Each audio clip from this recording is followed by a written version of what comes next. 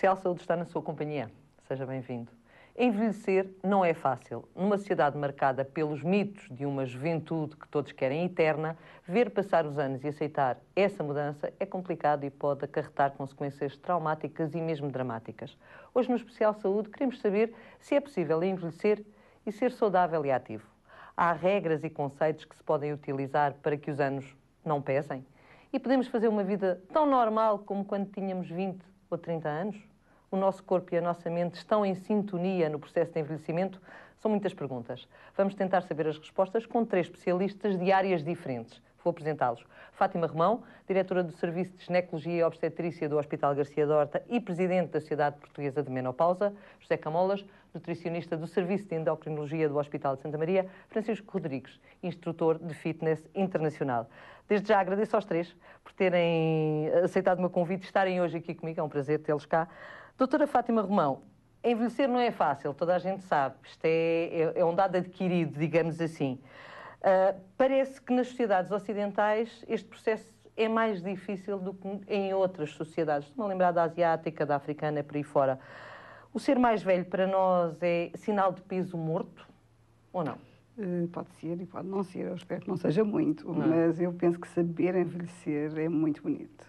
Okay. Portanto, e acho que nós conseguimos todos envelhecer, se conseguirmos todos envelhecer, já é fantástico, porque não envelhecer é que é dramático. Não? Pois não, sim, isso é. Agora, acha que de facto esta sociedade... Há uma sobrecarga grande social, porque hoje vive-se muito da aparência, vive-se de uma incultura, portanto não se dá valor à sapiência, e portanto, e às vezes envelhecer gera muita solidão. E portanto, no seu caso, isso é difícil. A senhora portanto, é médica, não é? É ginecologista, e há aqui um fator que eu sei que se calhar nas mulheres pesa muito no processo de envelhecimento, que é a menopausa. É difícil para uma mulher chegar a esse período. É muito difícil começar, porque assim é um pouco como começar outra vez tudo de princípio. Portanto, a falta hormonal, há uma carência, não, é fisiológico, claro, mas pronto, vai acarretar uma série de doenças, ou de patologias, digamos, nem gostaria de chamar doenças, mas, claro, portanto, que têm que ser cuidadas e têm que ser vigiadas, e que é a altura para a pessoa despertar para os anos que lhe sobram, que é mais ou menos 1/3 da vida, a partir dali, em que vai viver sem as suas hormonas naturais. E, portanto, como tal, tem que se ter uns cuidados. E no homem isso não acontece? Acontece um pouco, mas não é tão notório, não é tão marcante. Eles não há uma fertilidade. Eles não sentem tanto quanto as mulheres. A quebra da fertilidade não é tão marcada. E, portanto, é muito mais gradual, não tem propriamente aquela idade e também... não há uma transformação física tão intensa. Eles não têm calores, não têm aquelas coisas todas que habitualmente as mulheres têm. Portanto, não dizem, também pode ser isso, não acredito. Se alguém já tinha dito, não é? Alguém já teria dito. Não. Portanto, para a mulher será mais difícil envelhecer para o homem, isto para chegar a esta pergunta? Eu penso que sim, porque a sociedade é mais exigente com a mulher. Tem que manter um aspecto físico muito melhor, tem que continuar a ser elegante, tem que estar... Repara, uma mulher aos 50, 60 anos está no auge da sua carreira, portanto, tem que se manter, apesar da sua menopausa, sempre com um ar muito jovem. É quando tem de dar mais dela, se calhar, não é? Pois, aí é que está. E, além disso, os cabelos brancos nos homens até ficam bem, nas mulheres nem tanto, não é? Aí é que está o grande drama, será esse, não é? Os cabelos brancos ainda a gente tapa mais ou menos com algum... E eles também já vão tapando. Agora já fazem tudo quase igual às mulheres, mas isso é outra história. Mas pronto, não nos fica mal. Claro. Especialmente, assim, em Portugal nós somos muito conservadores no aspecto físico do homem, de manter-se constante. Claro. Mas a mulher consegue ter que se esforçar assim, um pouco mais. Um bocado mais. Em todo este processo, e já vamos falar da parte sexual, que eu penso que também será aqui muito importante, e será ir lá para casa para saber de facto se os anos também pesam a esse nível. Mas vamos agora à parte da nutrição e à parte da alimentação, que eu acho que é também muito importante. Dr. José Camolas, costuma-se dizer que nós somos aquilo que comemos. Quando chegamos a esta fase de mais idade, digamos assim, quando já somos séniores, isso repercute-se... O que nós fizemos antes repercute-se nesse período ou não? Sim. É? Sim. Nós felizmente somos, isto apesar de um nutricionista gostava que fosse assim, mas nós somos bastante mais do que aquilo que comemos. Não é? Isto é, somos seres muito mais interessantes do que propriamente aquilo que pomos no prato ou na chávena todos os dias. Sabe que este programa vai ser interessante mesmo. Mas sim, uma parte daquilo que é a nossa qualidade de vida pode ser imputável à forma como comemos. Como comemos hoje e como comemos no passado. Pois é isso. E a forma, eu diria que envelhecer é uma ambição de todos nós. Todos nós, quando nascemos, temos que ter a ambição de envelhecer. Mas não temos. Temos a ambição do contrário, de não envelhecer, já viu? Mas em termos fisiológicos é algo que nos é mais ou menos... é um mandato que temos quando nascemos, é que eventualmente vamos envelhecer e é muito bom se isso acontecer. E é muito bom se prepararmos o terreno para que isso aconteça com qualidade. Porque uma coisa é contarmos anos em cima de anos e outra coisa é vivermos esses anos. E de repente a alimentação pode ter um efeito muito interessante a esse nível. E pode ter um efeito muito interessante porque muitas vezes chega-se a uma certa idade já com um rol de patologias, uma bula de medicamentos de doenças insuportável. E numa altura que se começa a falar de crise da parte do orçamento que é imputada à medicação, se nós conseguirmos chegar à nossa terceira ou quarta idade, seja quando for, e aquele dinheiro que poderíamos estar a gastar em medicamentos, estamos a gastar no nosso bem-estar, nas idas, nas saídas com os amigos, porque também há amigos da nossa idade, nas férias, no conhecer outros povos, outras culturas, e a alimentação pode auxiliar nisso. Mas então, que alimentação é que o senhor acha que nós devíamos fazer para chegarmos a esse período e não termos algumas das patologias que estão associadas, porque há outras que não nos livramos delas, quer queremos, quer não. A doutora Fátima, antes do programa, estava aqui a dizer: deixem lá os miúdos comer tudo quando são jovens, porque senão é uma chatice e não dá gozo. Não é excesso, claro. Pronto, estávamos aqui a falar de como é que era antigamente e como é que é agora. O que é que acha? Que género de alimentação é que se deve fazer? Digamos que há uma alimentação basal e depois há a excepcional. E essa alimentação basal nós devíamos estar a trabalhá-la desde que nascemos, ou se calhar ainda um bocadinho antes de nascermos, ainda dentro da barriga das nossas mães. E, portanto, há uma alimentação basal, uma alimentação muito suportada pelos frutos, pelos hortícolas, pelos cereais completos, que depois que é pontuada com a carne ou o peixe, que é pontuada com os lácteos, e aqui depois, muitas vezes, por exemplo, no pós-menopausa, preocupa a mulher a osteoporose. Mas a questão é que a osteoporose preocupar nessa altura da vida já é tarde. Muito pouco. Provavelmente perdeu-se muito cedo a hipótese de atingir o pico de massa óssea. Começou-se muito cedo a perder massa óssea. Chega-se àquela idade já com muito pouco que fazer e com muito pouca qualidade do osso. E, portanto, aí nessa altura, por melhor que seja o leite que se consome, não vale a pena mais beber 3 copos ou 4 copos de leite por dia, porque já não vai fazer muito. Já se perdeu algum tempo. E depois a alimentação é muito um efeito de conjunto. Isto é, se eu tenho por base uma alimentação saudável, equilibrada, cuidada, depois dá-me perfeitamente... O meu corpo dá-me margem de manobra para fazer as asneiras quando as quiser fazer. Quando for um momento, quando for uma festa de anos ou quando for qualquer coisa do género. Já falámos aqui da parte da mudança em determinadas idades, já falámos da alimentação, vamos agora à atividade física. Dr. Francisco, como é que é? Nós ouvimos muitas vezes dizer que devemos fazer exercício toda a vida, não é? Mas depois também vemos o reverso da medalha, ou seja, muitas vezes vemos os atletas olímpicos que quando chegam aos 40 ou aos 50 anos estão completamente já gastos, entre aspas, para utilizar este chavão. Como é que é? Devemos fazer atividade física ao longo da vida toda? De que maneira? E há tanta variedade, o que é que nós devemos selecionar? Para já, acho que devemos fazer exercício físico de forma equilibrada. Nem tanto como fazem de alta competição, que eles têm um desgaste enorme, eles trabalham com objetivos muito bem definidos e estruturados, mas, acima de tudo, acho que eles têm um objetivo em comum, em equipa, tem que ser ultrapassado. Não tem nada a ver com aquilo que nós podemos fazer no dia-a-dia. Com o bem-estar e saúde que é feito e que se deve fazer em toda a atividade. Nós devemos fazer atividade física durante toda a vida. E de que forma? De que forma? De forma equilibrada, saudável e, se calhar, organizada e estruturada. Mas nós vimos tanta coisa, e eu pergunto isso porque, por exemplo, nós olhamos para os ginásios hoje, chegamos a um ginásio e há uma N aulas para fazer, há N opções que nós não sabemos o que é que havemos de fazer. As pessoas chegam ao ginásio, nem são elucidadas lá sobre as atividades físicas que devem fazer. Como é que é? Como é que se seleciona isso? É assim, da experiência que eu tenho, normalmente quando uma pessoa entra num ginásio, num yacht club, é-lhe feita uma avaliação física. Ok. Inicialmente, por acaso, estávamos a falar da avaliação física, que depois não existe o acompanhamento, mas isso é outra discussão.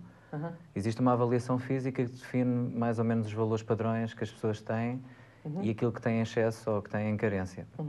E a partir daí é que se define estruturadamente e organizadamente o que é que as pessoas estão mais ou menos habilitadas a fazer. Okay? Normalmente, quem faz essa avaliação física prescreve não só... Entre aspas. Prescreve, não são medicamentos. Exatamente, sem ser medicamentos. Sim. Um conjunto de exercícios na sala de exercício e depois também, como opção, diz-lhe mais ou menos as aulas que as pessoas podem fazer, inicialmente. Nós olhamos para esses ginásios e não vemos lá pessoas mais velhas. Não devemos ver, porque os mais velhos já não devem fazer essa atividade física, ou devíamos ver e não estão lá? Pois, deviam lá estar. Ok. Então porquê é que não estão? Não estão porque às vezes têm vergonha, se sentem intimidados porque não conseguem acompanhar determinados ritmos. Ou porque o ginásio não está focalizado só nos mais jovens, não é? Alguns sim. Alguns sim, há outros que não, têm essa preocupação. Eu tive durante 7 anos, cerca de 8, com turmas bastante grandes de pessoas mais velhas. Eu rejeito um bocadinho essa noção da terceira idade. Acho que é a revolução dos cabelos grisalhos. Porque tem o seu carisma, eu acho que tem a sua beleza. É envelhecer com qualidade. Com qualidade, claro. E eles, muitas das vezes, não se refugiam em espaços fechados porque não se sentem muito à vontade. E, por vezes, fazem muitas atividades ao ar livre. E da experiência que eu tenho, alguns têm que ser acompanhados. E muitas das vezes devem ser acompanhados. E devem ser dadas opções e sugestões daquilo que continuadamente ou erradamente continuam a fazer. Ou então motivá-los para fazerem outras coisas. Há uma coisa que eu penso que os séniores gostam muito de fazer, que é as caminhadas, aqueles que podem, não é? Sim. Portanto, é bom fazerem caminhadas ou não? É ótimo? É ótimo. Portanto, aliás, os últimos estudos indicam que a caminhada um pouco mais acelerada tem benefícios claríssimos para a nossa função cardiorrespiratória, não é? Claro. E são duas das franjas onde existe no nosso sistema de saúde, onde existe mais problemas. Não só a nível cardíaco, como a nível respiratório. Quem possa, não é? Quem possa, nem todos os idosos poderão... E é uma atividade barata, não é? Claro. Não é só calçar os ténis, uns Depende calções. onde mora. Depende de onde mora. Se morar num sítio bonito, até é bom ir fazer isso. Exato. Se morar num bairro mais interior, se calhar é mais complicado e cheio de prédios, se calhar não é bom. Há muitos idosos a procurar o ginásio, já disse que não é? Não há muitos idosos a procurar Alguns ginásios sim, outros não. Sim. E há aulas específicas para os idosos, por exemplo? Existe. Existem? Mas também existe o passo à palavra. Ok. Porque se existe o amigo, o vizinho, que diz, olha, eu estou a fazer aquela aula naquele espaço. E é muito engraçado, o professor ou a professora são pessoas que acompanham, são pessoas conscientes, não fazem exercícios excessivos, têm alguma moderação naquilo que fazem. E acabam tem de haver moderação, não é? Porque tem de haver moderação. Okay. Nós chegamos a uma determinada idade, não é o mesmo que fazemos quando temos 20 anos, não é o mesmo quando temos 15, e conforme vamos envelhecendo, existe patamares. É a mesma coisa que se calhar da alimentação, porque não falámos da alimentação quando já se é idoso, o que é que se há de fazer, mas já lá vamos. Mas se calhar tem de haver mudanças também aí, não é? Sexualmente também tem de haver mudanças ou não? Ou seja... Há mudanças. Há mudanças no corpo e na mente e tudo isso, já vimos, não é? Portanto, a parte sexual tem muito a ver com as faixas etárias e tem muito a ver com o parceiro também, não é? Portanto, porque aqui já não é só uma pessoa que envelhece, são duas pessoas que envelhecem e, portanto, têm que estar os dois mais ou menos a par. Mas, repare, uma mulher na fase adulta é quando conhece melhor o seu corpo e pode tirar mais partido da sua sexualidade. Fase adulta de que é que está a falar? Estou a falar de que estamos, portanto, a gente envelhece todos os dias. Sim, claro, desde que nascemos, Mas pronto, se começarmos a falar de uma pós-menopausa, que será a fase mais marcante... É aí que a mulher conhece melhor o corpo dela, portanto. chegou a essa fase, não conheceu, até aí também não vai conhecer, pois, naturalmente. Claro. Mas pronto, é capaz de ter algumas dificuldades, porque por carência hormonal às vezes fica com uma vagina mais seca, com mais dificuldades que provocam dor. Portanto, tem que saber realmente produtos que pode usar para lubrificar e para não ser dolorosa a sua relação. Os homens? Também têm outros géneros de problemas nessa outros fase, géneros de problemas e às vezes temos mulheres ainda muito ativas nessa fase, mas que por seu lado têm ou um marido que já teve uma neoplasia da próstata ou porque por problemas psicológicos, económicos, sociais, de várias maneiras, tem uma falha hormonal também intensa. Complicada. Portanto, às vezes as coisas, eu digo, se isto fosse só uma pessoa era um pouco mais fácil, mas aqui são precisos dois. São precisos dois para dançar o tango, como se costuma dizer, e portanto tem de haver aqui... Mas tem muito a ver realmente como o casal se relacionou previamente. Se teve uma boa relação sexual, vai ter uma boa relação... Doutora, é interessante isso que está a dizer, porque...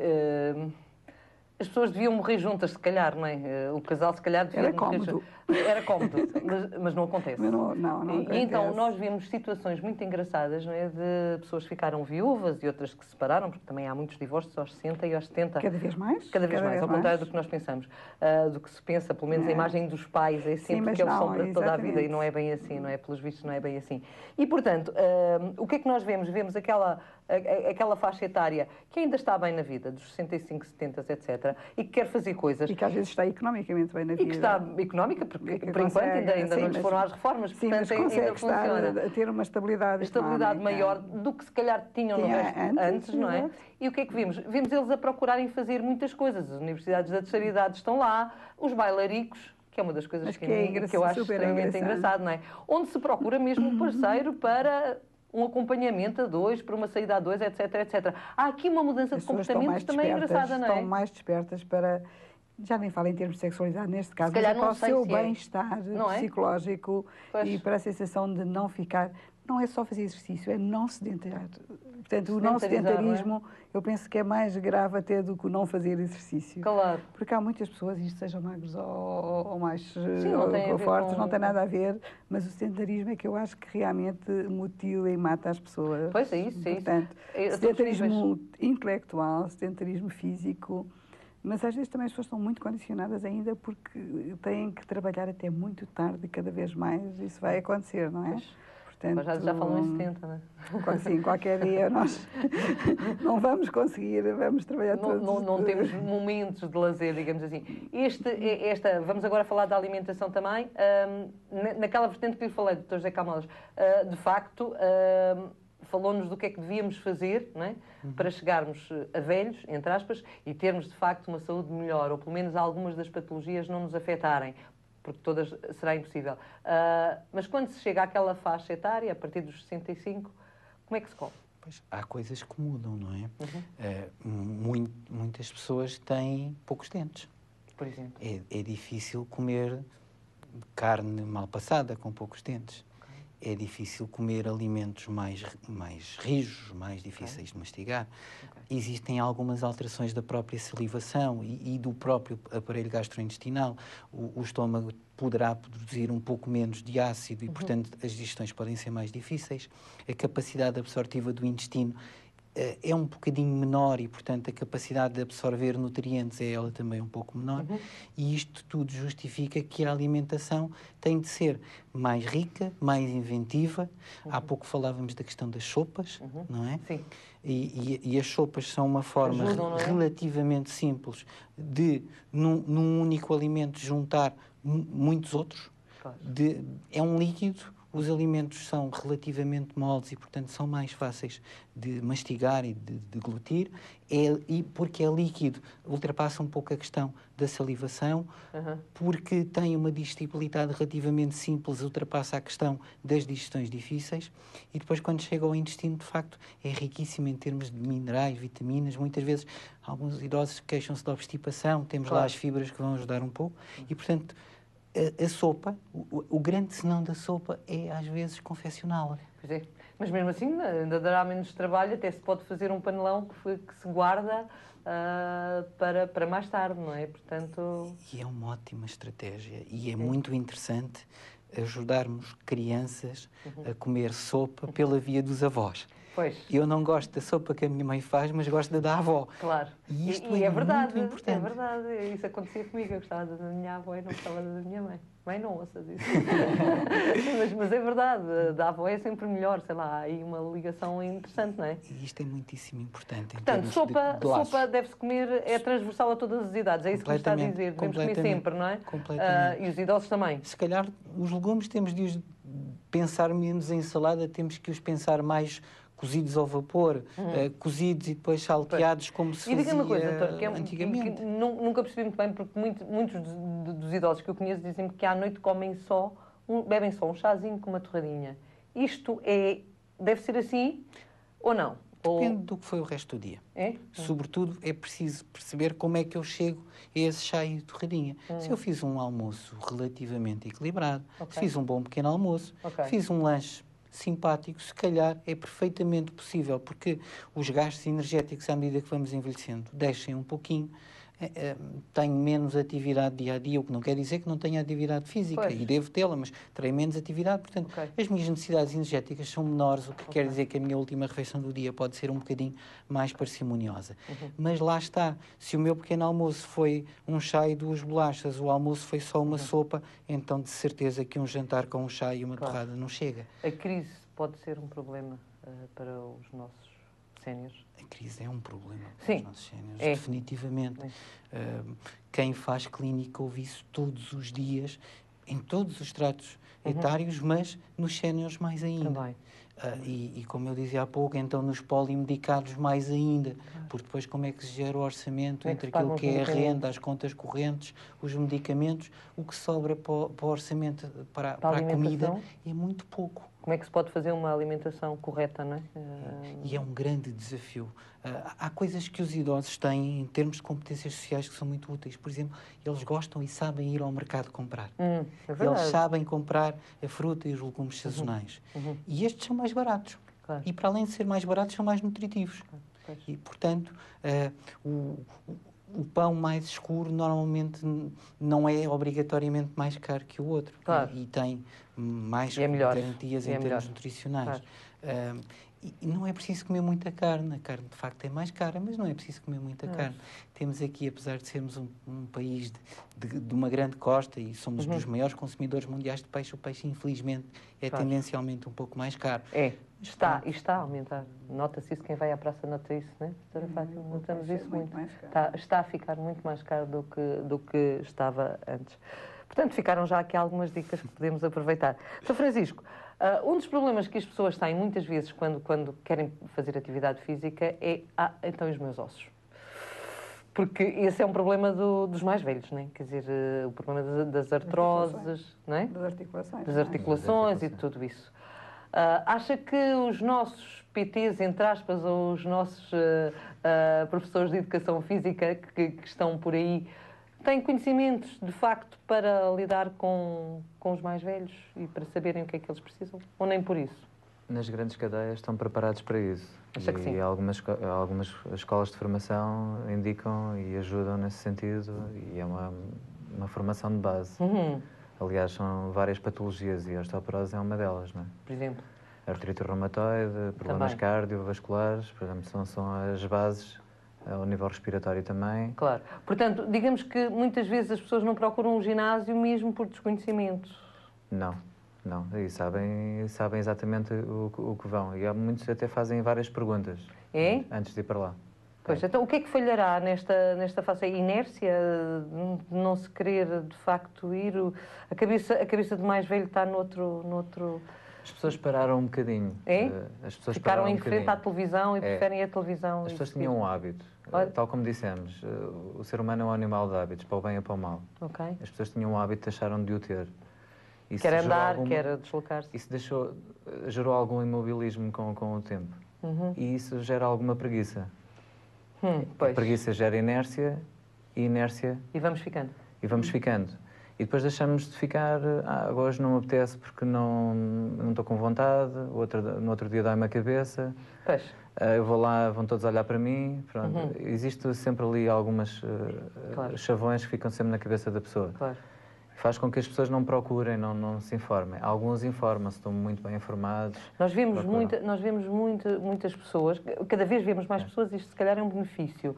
Por exemplo, ali naquela zona de Alcântara, vimos, na zona ribeirinha, vemos muita gente a passear, a correr e começamos a ver pessoas mais velhas. Eu não digo que sejam aquela faixa etária de que nós estamos a falar, mas vemos pessoas mais velhas. Eu penso que as pessoas procuram mais os espaços públicos. Não é? Também não têm receio. Têm mais receio de andar sozinhas noutros espaços, têm medo dos assaltos. E assim sentem-se mais protegidas, havendo mais gente. Claro. Mas se calhar o exercício tem que começar a vir para a rua e as pessoas têm que aproveitar os nossos espaços de outra maneira, não é? Também, porque é a cultura um bocado do ginásio e fora do ginásio há muito pouco, não é? Não é verdade? Sim, há pessoas que fazem, há ginásios que fazem atividades outdoor. Pois, por exemplo, isso era muito importante e temos, de facto, muitos espaços para isso, não é? E existe realmente muitas pessoas também que propriamente correm e caminham bem junto ao mar. A corrida nos mais velhos, não? A corrida não deve, é assim, de forma moderada, sim. Porque normalmente algumas pessoas têm problemas articulares e como têm problemas articulares isso afeta de sobremaneira. Pois. Então há uma subcarga enorme, então se já não estão bem, vão ficar pior. E vai agravando. Okay. Vai agravando. A caminhada, portanto, o que é que aconselhava? Aconselhava de facto a caminhada? Caminhada. E mais? Naquela passada, não haver montras, mas dá uma passada larga. Larga. É portanto, isso que é o recomendado. A cansar-se, ficar cansado no fim. Sentir que fica meio ofegante, aquele meio termo em que já tem alguma dificuldade em respirar, porque é isso que vai ativar todo o corpo, a circulação sanguínea e tudo o resto. E é aí que depois melhora a parte psicológica. E melhorando a parte psicológica, entra a melhoria a nível sexual. Isto é tudo... Está tudo ligado. É verdade, doutora Vânia? Fica muito mais satisfeita se conseguir fazer exercício. Portanto, custa-lhe, mas se conseguir todos os dias aumentar um bocadinho aquilo que vai fazendo, realmente depois fica muito satisfeita. Portanto, ficar parado não resolve nada. É isso que vocês me estão a dizer. Ficar parado não resolve nada a nível nenhum, não é? Doutora Fátima, queria falar um bocadinho da Sociedade Portuguesa de Menopausa, que tem uma data de atividades em perspectiva, não é? O mês de outubro está aí à porta. O Dia Internacional da Menopausa, o Dia Internacional da Osteoporose, que são seguidos. Pois, tem uma data de coisas que temos que pretendo consciencializar um pouco as pessoas, que é uma boa fase para pensar neste Até assunto. Porque este ano é o ano, eu esqueci-me de dizer, devia ter dito isto logo na abertura do nosso programa, este ano é o ano do envelhecimento saudável e ativo e, portanto, as pessoas têm que estar conscientes dessa realidade e podem fazer... É possível nós sermos... a nossa autoestima mata-nos um pouco ou não? Muito. Não é? Eu acho que é mesmo um inimigo público. Não é? Portanto, eu acho que se a pessoa se sente bem consigo própria, tudo é mais fácil. Portanto, temos que estar bem alerta para não deixarmos que ninguém nos deixe muito abaixo. O fado também é mortal, não é? Porque se fosse samba, se fosse, por exemplo, em vez do fado, fôssemos um país de samba, se calhar éramos mais alegres até ao final das nossas vidas, não, doutor? A questão é como é que nós, como povo, porque é que nós, como povo, escolhemos o fado e não o samba, não é? Porque somos assim, se calhar, não é? Essa provavelmente é a nossa raiz. Mas também é importante nós sabermos quem somos. Essa nossa autoestima também vem do nosso autoconhecimento. E do nosso autoconhecimento vem uma coisa que é muito importante na atividade física e que a atividade física dá, que é a autoeficácia. Eu sou capaz de fazer isso, eu sou capaz de me transcender, eu sou capaz de me desafiar. É assim em praticamente tudo da nossa vida e o facto de nós nos desafiarmos e vencermos os desafios dá-nos uma sensação de bem-estar que nos faz mover, que nos faz continuar, não é? Que nos tira da inércia. Claro, é muito isso. Se calhar porque gostamos de fado, somos capazes de fazer as outras coisas todas, conseguimos compreender tudo o resto. Porque estamos habituados a sofrer. Faz-me lembrar o Sporting, mas pronto, não vou falar agora disso aqui, senão ficamos mal. Queria agradecer aos três pelo facto de me terem acompanhado neste debate, é muito interessante. E eu penso que se calhar mais tarde voltaremos a ele, porque isto foi só o passar a mão pelas coisas, não é? Pela rama, mas há problemas que são muito mais profundos e que nós não tivemos tempo de analisar aqui, como, por exemplo, o problema da solidão, o problema do suicídio nos idosos, etc, etc. Porque é que estas coisas acontecem? Se calhar tudo aquilo que em que vocês trabalham está relacionado. Se calhar a alimentação tem influência, se calhar a falta de atividade física também tem influência e se calhar a questão sexual, que está ali, a que tudo se liga, também está associada. Muito obrigada. Queria dizer mais alguma coisa? Eu acho que vale a pena mexer. Vale a pena ter uma atividade física regular, de forma moderada, e penso que, acima de tudo, saber comer e saber descansar é o triângulo que ajuda em tudo. Muito obrigada. Okay. Muito obrigada. Fica o conselho. Muito obrigada. Okay. Tempo ainda para falar de livros. Bem, a propósito do tema de hoje, sugerimos a obra de António Lacerda Salles e Nuno Cordeiro, Envelhecer Saudável e Ativo. Ler, já sabe, faz bem à saúde, e os livros que nós sugerimos fazem ainda melhor, pois têm o cunho da qualidade da editora Lidl. Despeço-me de cima, já sabe que volto para a semana com mais um tema e outros convidados. O assunto em debate pode variar, mas o tema é sempre o mesmo, a sua saúde. Até lá.